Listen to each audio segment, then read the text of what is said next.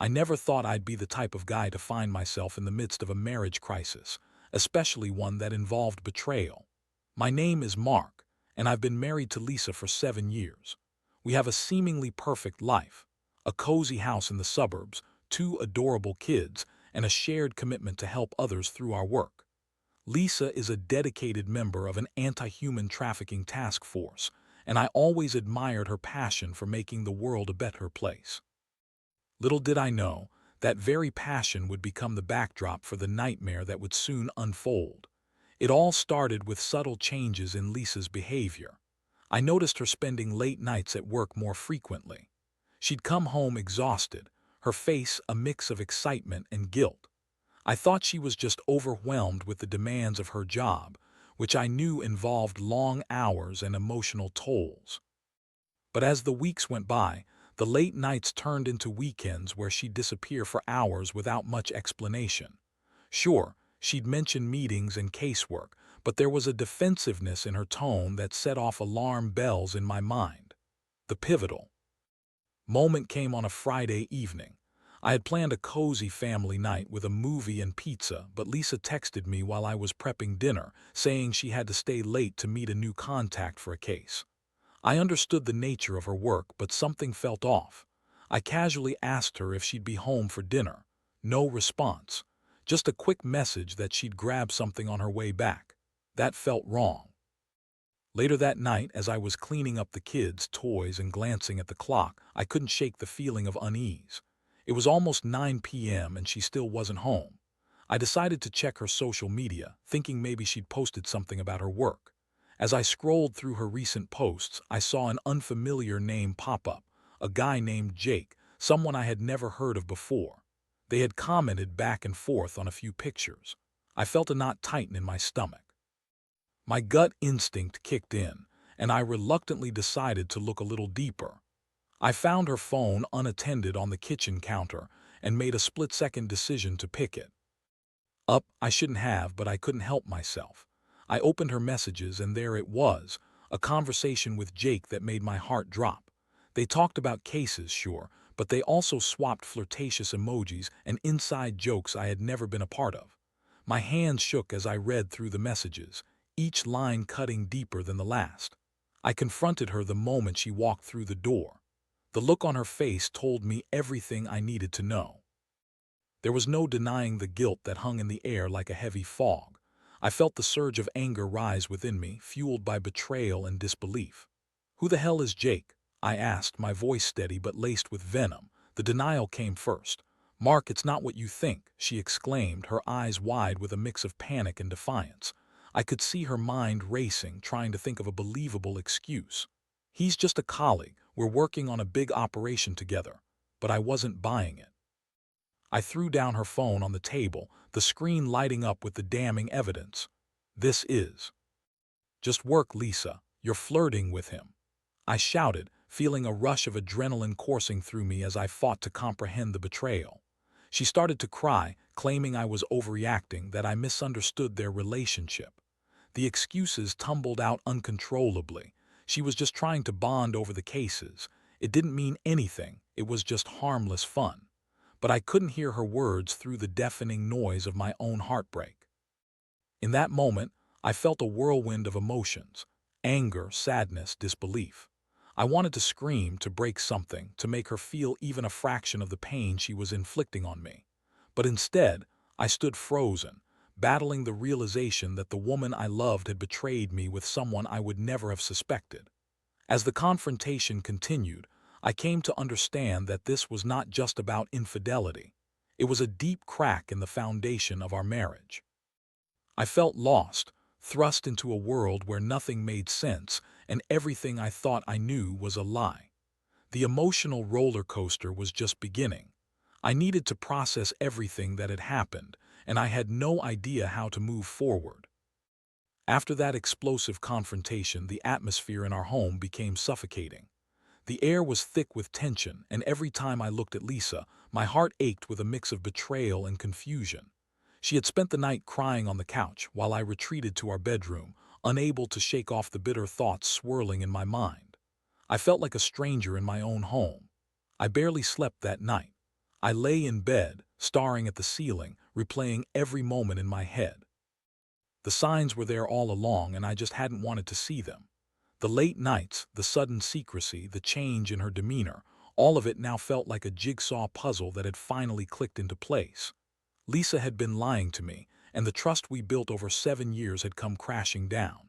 The next few days passed in a blur. I went to work, but I couldn't focus. My job as a graphic designer usually provided an escape, but all I could think about was Lisa and Jake. I imagined them together, planning cases, laughing, sharing intimate conversations that were meant for us. Each thought stung more than the last. I was angry, hurt, and deeply saddened by the realization that my wife had found someone else to confide in. I tried to talk to Lisa again, but every conversation turned into a circular argument. She insisted that it was nothing more than a professional relationship, but her words felt hollow. I pressed her about the messages, about how she could dismiss them so easily. She would cry and promise it was a mistake, that she loved me, but I couldn't shake the feeling of betrayal. I felt like I was being manipulated, as if she was trying to gaslight me into thinking my feelings were irrational. One night, after another futile discussion, I decided to do something drastic. I reached out to a friend from college, Jack, who always had an ear to lend. We hadn't spoken in years, but I needed someone who could provide an outside perspective. We met at a bar, and over a couple of beers, I poured my heart out. I told him everything about Lisa, the affair, the emotional upheaval I was experiencing. Jack listened intently, occasionally shaking his head in disbelief. "Man, that's rough. You deserve better than that," he said, his words cut through the fog that had enveloped me. For the first time since discovering the affair, I felt validated. Jack encouraged me to put myself first and think about what I truly wanted. That conversation sparked something within me. I felt a shift, a flicker of hope that I could reclaim my life. But the hard part was still ahead. I knew I had to confront Lisa again, but this time it would be different. I needed to take control, to stand my ground and not let her dismiss my feelings as she had before. The following week, I sat Lisa down at the dining table. "We need to talk seriously. I can't keep doing this back and forth," I said, my voice steady but firm. "I want the truth this time, no more excuses." Lisa looked cornered, but as I spoke, I could see the wheels turning in her mind. "Mark, I swear to you it was just a mistake. I didn't mean to hurt you," she pleaded, but I interrupted her. "Did it ever occur to you that I deserved better than just a mistake?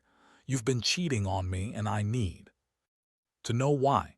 Her expression faltered, the tears began to flow again. "I just felt so overwhelmed, Mark. The work, the pressure, and Jake was—" He listened to me. "I didn't mean for it to go that far." I shook my head, feeling the betrayal wash over me anew. "That's not an excuse, Lisa. You chose to go to him instead of talking to me. You let your feelings for someone else grow, and I can't just forget that." I took a deep breath and laid out the reality of our situation. "I can't keep living like this. Either you're committed to fixing this, or I can't stay in this marriage. I deserve to feel secure and loved, not second best." Her expression shifted, and for a moment I thought I saw something resembling clarity in her eyes. "I want to make it work, Mark. I truly do," she exclaimed, but I remained unconvinced. I felt like I was standing on the edge of a precipice, unsure of what to do next. The emotional impact of this moment was overwhelming. I felt a mix of anger and sadness, but also a growing resolve. I realized that I couldn't just wait around for Lisa to make things right. It was time to decide what I wanted and what I needed for my own mental health. The thought of separation loomed in my mind, but I was still holding onto the hope that we could salvage our marriage. But the question remained: could I ever trust her again? And was I willing to put in the effort to rebuild what had been broken? Those were the questions that haunted me as I navigated the complexities of my feelings and what lay ahead.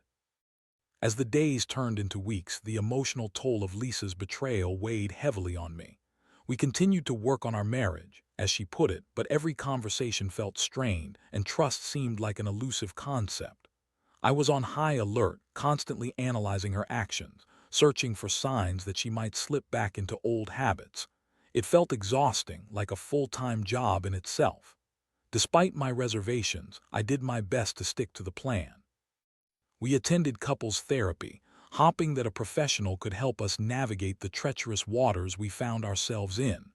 The therapist, Dr. Reynolds, was kind and insightful.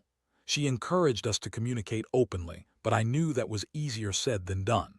Lisa would often cry during our sessions, expressing her remorse and pleading for forgiveness. I could see she was genuinely remorseful, but I couldn't shake the feeling that my heart was still locked away, guarded against any further pain. One evening, after a particularly emotional therapy session, we sat in silence at the dinner table. The kids were in bed and the house was quiet, but the tension between us was palpable. I could see the longing in her eyes, the desire for us to be the happy couple we once were, but I felt like a ghost in my own life. When I looked at her, I saw the woman I loved, but I also saw the betrayal etched into the very fabric of our relationship. "Mark, I'm trying," she said softly, breaking the silence. "I know I messed up, but I want to be better. I want us to be better." I took a deep breath, my heart racing. "I know you're trying, but trying isn't enough," I replied, my voice steady but firm.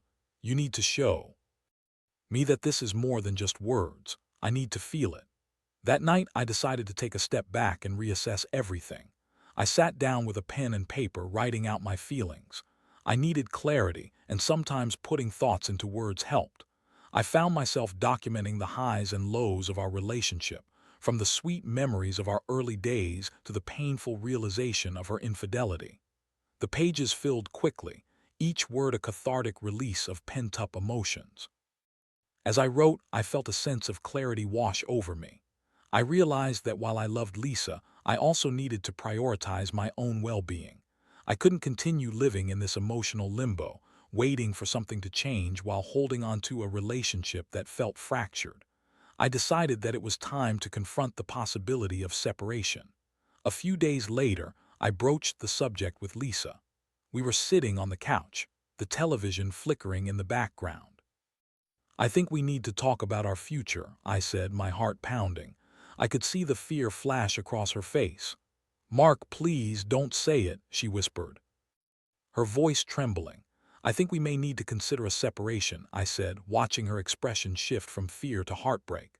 "I don't know if I can trust you again, and I need time to figure out what I want. This isn't just about you anymore." Her eyes filled with tears and she reached for my hand. "I love you and I don't want to lose you. I'll do anything. Please, let's work on this together." I squeezed her hand, but the response felt more procedural than heartfelt. "I need to do what's best for me, and I can't keep pretending everything is okay when it is. I need space to think." Her sobs echoed in the room, and I felt an emotional tug at my heart. I hated seeing her in pain, but I also knew I couldn't carry her burden. I needed to find my own peace, even if it meant breaking my own heart in the process. The next few days were a whirlwind of chaos. I moved into the guest bedroom, creating physical distance that mirrored the emotional gulf between us. The kids were confused, sensing the change in our household dynamic.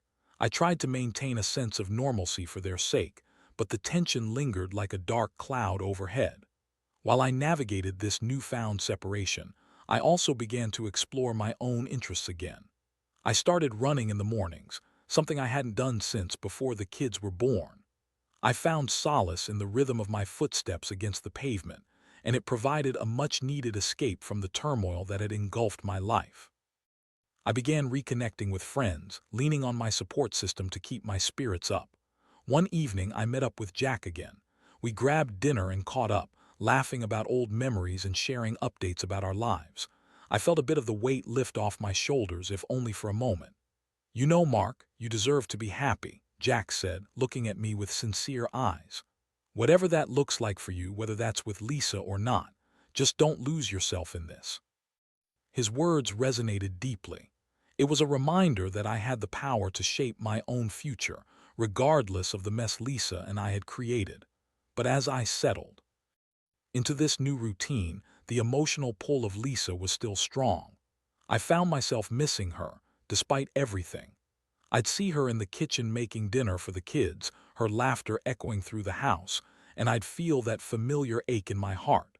Yet, I also knew that I couldn't just let nostalgia cloud my judgment. I had to be vigilant about my feelings and the reality of our situation.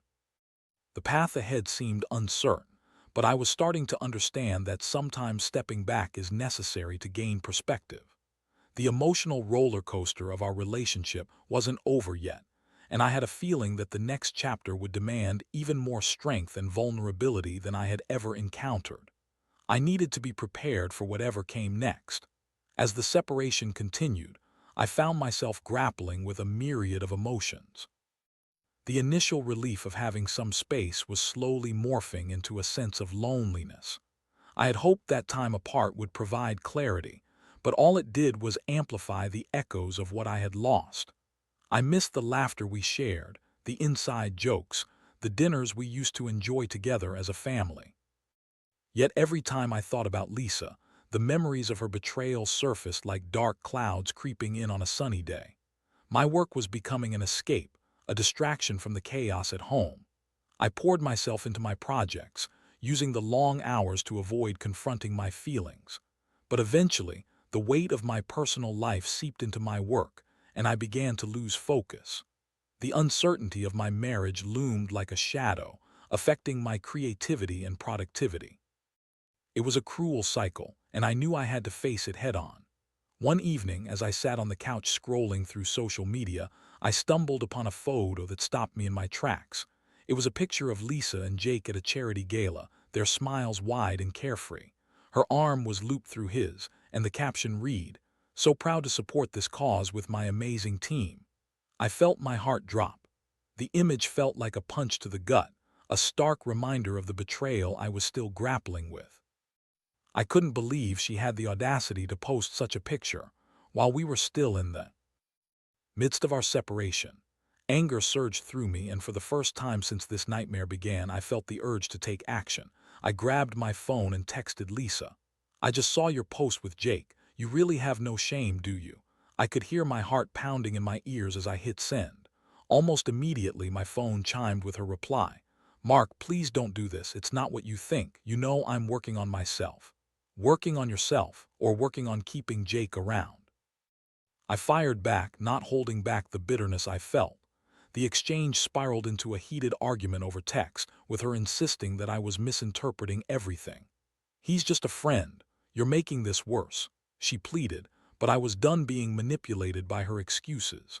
In that moment of clarity, I realized I needed to take a stand. I couldn't keep letting her dictate how I felt or how I processed this betrayal. The next morning, I called Jack and asked to meet up again. I needed to vent and get some perspective, and he was always good for that. We met at a nearby coffee shop, and I dove right into the chaos of my feelings. "She's posting pictures with him like everything is fine. It's like she doesn't even care how much she's hurting me," I exclaimed, my frustration palpable. Jack listened attentively, sipping his coffee and nodding as I poured my heart out. "Mark, it sounds like she's trying to make herself feel better while you're still in pain. That's not fair to you," he said thoughtfully. "I know," I replied, feeling the weight of it all. "But what do I do? Do I just let her walk away and keep living her life like nothing happened?" Jack leaned back in his chair, contemplating. "You need to decide what you want. Do you want to fight for this marriage, or do you want to let her go? Either way, you deserve to be valued and respected." His words resonated, and I began to see the path forward more clearly. I realized I had been so consumed with Lisa's actions that I had neglected my own needs and desires. I needed to reclaim my power. That afternoon, I called Lisa and asked her to meet me at a park. I wanted to have an honest conversation, one where I wasn't just reacting to her actions. I needed to express how I felt without letting the anger dictate the conversation. When we met, I could see the tension in her posture as she approached me. There was no small talk. "You wanted to talk?" she asked, her voice cautious. "Yeah, I did," I replied, taking a deep breath to steady my nerves. "I need to be honest with you about how I feel. I've been doing a lot of thinking, and I want to lay everything out on the table." She nodded, biting her lip as she braced herself for what was to come. "Okay." I took a moment, choosing my words carefully. "Seeing you with Jake, it hurt me more than I can express. It feels like you're moving on while I'm still grappling with everything. It's been hard for me to heal when I see you so carefree." I watched her expression shift, a flicker of guilt crossing her face. "Mark, I didn't mean for it to look that way. I thought I was supporting a cause we both care." About the charity gala doesn't matter. What matters is how it affects us, I interrupted, determined to stay grounded. I want to know if there's a chance for us to rebuild, but I want to do it on my terms. I can't be in a relationship where I feel like I'm constantly competing for your affection. If you want to be with Jake, that's your choice, but I need to know where you stand. The silence between us felt charged, each second stretching into eternity. Finally, she spoke, her voice trembling. I don't want to be with Jake. I want to be with you, but I need to figure out how to make that work. I'm sorry if I've hurt you. I didn't mean to. As I looked into her eyes, I could see the struggle she was facing. I wanted to believe her, but I also knew that trust could not be rebuilt overnight. I need time and space to process this, I said firmly. I won't rush back into a relationship until I know it's genuine. Lisa nodded, tears streaming down her face. I'll do whatever it takes to prove that too. I love you, Mark. Please don't give up on us. I wanted to comfort her, but I couldn't let myself fall back into old patterns. I can't promise anything right now, Lisa. I just need to focus on myself and what's best for me. As I walked away from that conversation, I felt a mix of hope and uncertainty. I was taking a stand for myself, but the road ahead was still foggy. I had no idea what the future held, but I knew that I was ready to fight for my happiness, whether that meant rebuilding my marriage or moving on altogether. The emotional journey was far from over, but I felt a newfound sense of empowerment. The decision was mine to make, and for the first time in a long while, I felt like I was in control of my own narrative. The weeks that followed our park conversation were a blend of introspection and emotional turmoil. I focused on my own healing, determined to regain a sense of self that I felt had slipped away during the turmoil of Lisa's betrayal. I kept up with my running routine, finding solace in the rhythm of my feet hitting the pavement. Each mile became a cathartic release, a way to process my complex feelings. Lisa and I maintained communication, but it was strictly about the kids and logistics. I kept my emotional distance, allowing her to navigate her own feelings without putting any pressure on myself to respond. It felt like a necessary boundary, one that allowed me to reclaim my space and prioritize my well-being. One evening, I was sitting in my living room, sipping a glass of wine and flipping through channels when I received a message from Lisa. "Can we talk? I've been doing a lot of thinking and I really want to work on us." I felt my heart race, a mix of anticipation and apprehension flooding my senses. Taking a deep breath, I replied, "Sure. Let's meet tomorrow at the park again." The next day, as I walked through the park, the sun shining down, I couldn't help but feel a sense of dread mixed with hope. I wondered what she had realized during our time apart.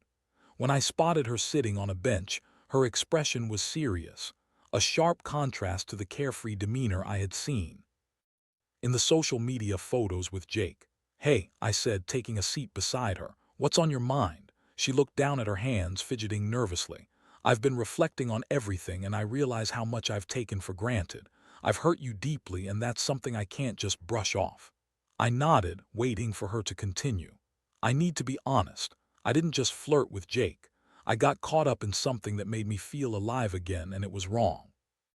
I used it to escape from how difficult things were at home, but I've come to see that I was looking in the wrong places for happiness." Her vulnerability struck a chord within me. "It's easy to get caught up when life feels overwhelming," I replied, my voice softer. "We both have our struggles. The difference is how we choose to deal with them." "I know that now," she said, tears filling her eyes. "I want to rebuild what we had, Mark, but I understand that it won't be easy. I need to prove to you that I can be the partner you deserve." I felt a flicker of hope ignite within me, but I was cautious. "What does that look like for you?" I asked, genuinely curious. "I need to show you that I'm committed to us. I want to go to counseling together, but I also want to work on myself individually. I need to understand what drove me to make those choices and how I can be better for both of us." Her sincerity was palpable, and for the first time in a long while, I felt the walls around my heart start to crack. "That sounds like a good start," I admitted, letting the words hang between us. "But I need to see actions, not just words. Trust is built through consistency and honesty." "I understand," she replied earnestly. "I'll do whatever it takes to earn that back. I love you, Mark, and I'm willing to fight for us." As our conversation continued, we discussed our hopes and fears, laying bare the wounds we both carried. It felt cathartic, even liberating, to finally express the pain that had lingered between us. I could see the determination in her eyes, and I felt a small part of my heart begin to heal. By the end of our talk, we had agreed to take things slowly. I suggested starting with couples therapy again, but also emphasizing our individual journeys. Lisa was receptive, eager to make amends and take responsibility for her actions. However, that night, as I lay in bed, I realized that while I was cautiously optimistic, I had to guard my heart. The wounds from her betrayal were fresh, and it would take time to rebuild the trust that had been shattered. I felt vulnerable, yet stronger than I had in weeks. The following days were filled with a mix of hope and uncertainty. Lisa and I began attending therapy together, and it was clear that she was committed to making changes. I saw her putting in the effort, not just in our sessions but also at home. She was more present with the kids, attentive and engaged, and it was heartwarming to see her embrace her role as a mother more fully than before. But with each positive moment came the nagging doubts.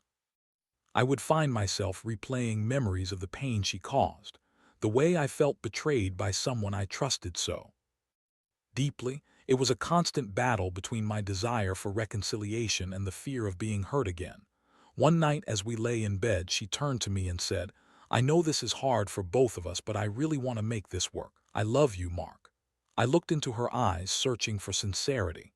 "I want that too, but I can't just forget what happened overnight. I need you to understand that." "I do, and I'll be patient," she promised. "I'll do whatever it takes to prove to you that I'm serious about changing." As I drifted off to sleep, I felt the weight of our situation still heavy on my chest. It was a fragile beginning, one that required constant nurturing and vigilance. I knew that the journey ahead would be difficult, but for the first time in a long time, I felt a glimmer of hope. Maybe we could find a way back to each other.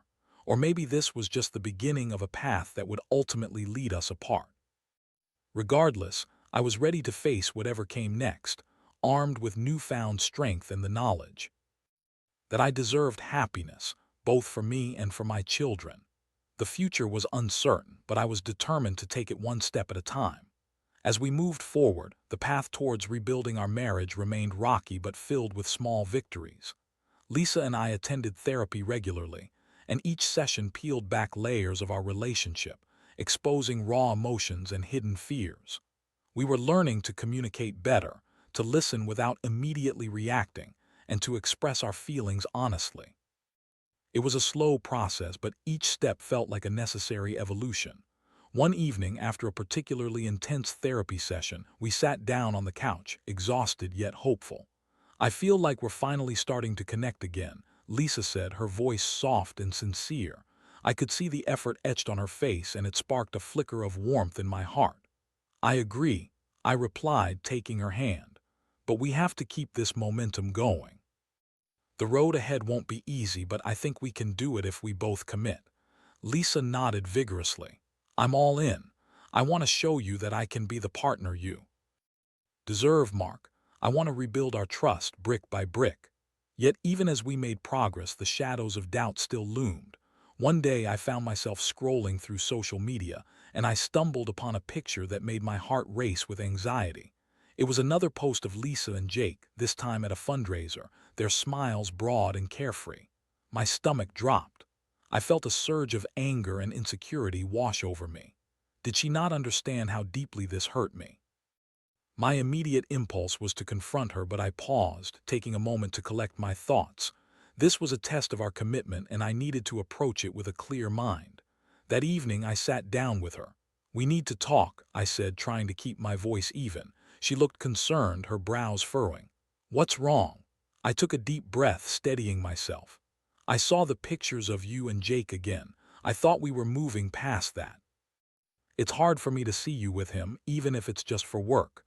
Lisa's expression softened, and she reached for my hand.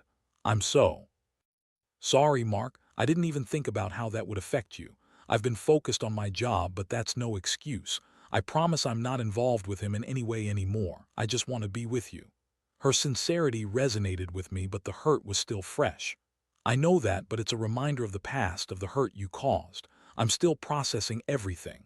I need to trust that you understand how these things affect me. I do. I really do, she replied, her voice trembling with emotion. I want to be honest with you. I'll do better. I'll communicate better about everything. We hugged tightly, and in that moment I felt a flicker of hope reignite within me. It was a reminder that healing wasn't linear. It was filled with ups and downs, but we were committed to navigating it together. Over time, we began to find a new rhythm in our relationship. We started going on regular date nights, something we hadn't done in years. It felt refreshing to reconnect as partners, rather than just parents. We laughed, shared dreams, and reminisced about the early days of our relationship. It was as if we were rediscovering each other piece by piece. However, the work wasn't done. I found myself discussing my feelings more openly, and Lisa did the same. She opened up about her motivations for her choices, revealing insecurities that I had never known existed. It was both heartbreaking and enlightening to see her vulnerability. One night after a beautiful dinner date, I looked into her eyes and said, "I can see the effort you're putting in, Lisa. I appreciate that. We need to keep our communication strong. I want to hear not just about your successes, but your struggles too."